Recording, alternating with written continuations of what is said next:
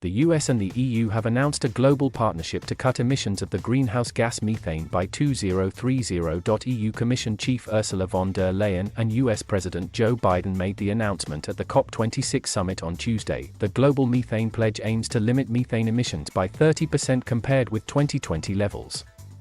It is one of the most potent greenhouse gases and responsible for a third of current warming from human activities. More than 100 countries have signed up to the initiative, first proposed by the US and the EU in September. The main focus of efforts to curb global warming is carbon dioxide, which is emitted as a result of human activities such as generating power and clearing forests.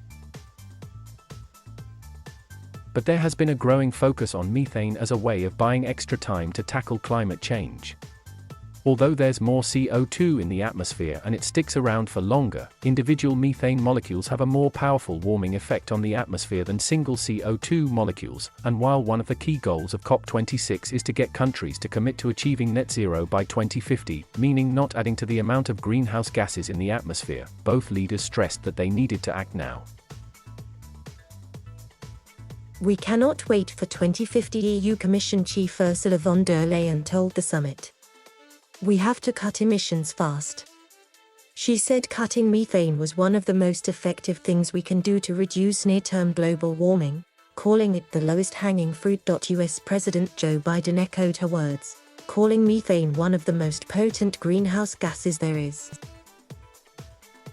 The pledge covers countries which emit nearly half of all methane and make up 70% of global GDP. The US president said. The speed with which the world has moved to tackle methane emissions gives real hope that the world is finally waking up to the massive threat posed by warming gases. Just last August, the Intergovernmental Panel on Climate Change reported that methane was responsible for a significant proportion of the 1C of warming the world has already experienced. In September, the EU and the US brought the Global Pledge into being, and have persuaded some significant emitters to join the club. The thrust is to cut emissions by 30% by 2030.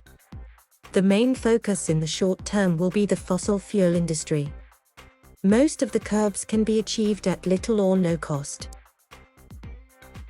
The potential benefits are huge. Scientists believe it could help the world avoid 0.3C of warming by 2040. At a time where every fraction of a degree matters, that is a major saving that could help keep the 1.5C threshold in play. But there are some significant clouds on the horizon. Major emitters like Russia, China and India are not part of the pledge. All the commitments are voluntary, there is no big stick. Despite this, most observers see the pledge as a good step for the world and a boost for the conference. Around 40% of CH4 comes from natural sources such as wetlands, but the bigger share now comes from a range of human activities, ranging from agriculture such as cattle and rice production to rubbish dumps.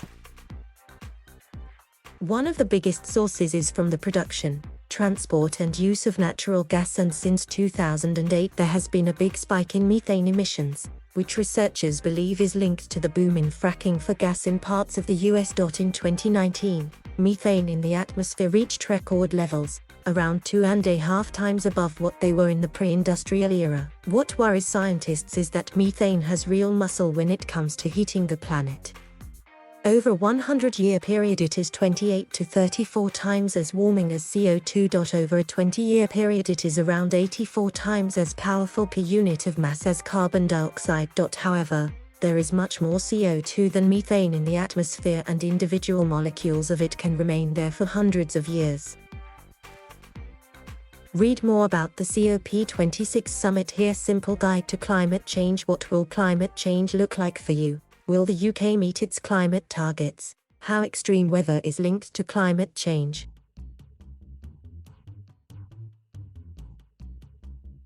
Thank you for watching. Please subscribe